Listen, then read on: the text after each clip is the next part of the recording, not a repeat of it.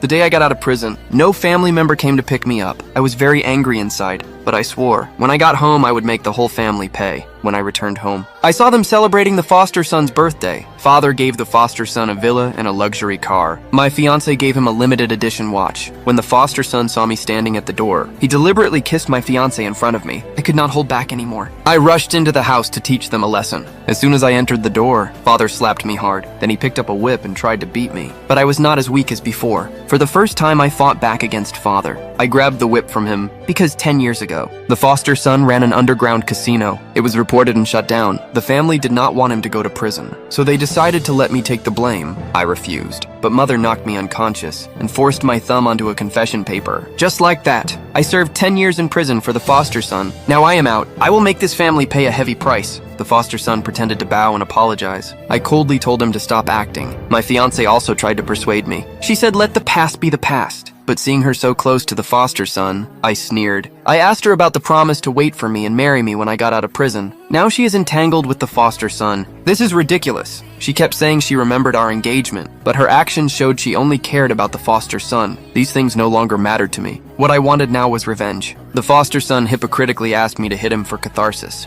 I did not hold back. I grabbed a wine bottle from the table and smashed it on the foster son's head. The foster son collapsed on the spot. In the shocked stares of everyone, I took away the car villa and watched they gave the foster son. I threatened to come back for more, telling them to wait. The show was just beginning. After saying this, I walked out coolly. I drove the sports car Father had given the foster son and sped down the road. It felt so good. I had never experienced anything like this before. Then I went to see my good brother from the orphanage. I found the word debt spray painted all over the wall outside his door. When I opened the door, I found him trying to kill himself. Fortunately, I arrived in time. I stopped the tragedy. After learning the situation, I found out my brother owed $1 million in high-interest gambling debt. Even his little sister had been taken as collateral. I was furious. I beat my brother up, but what had happened had already happened. Getting angry would not help. I told my brother to take me to the casino to redeem his sister. Because in prison, I met a master of sleight of hand. He thought I had potential. He taught me sleight of hand. He told me to use the skill to fight gambling after I got out, so the world would have less gambling. Soon my brother and I arrived at the casino. I planned to use the house to redeem his sister, but the madam refused. She said the rule here was only winnings at the table counted, since the madam was so ungrateful.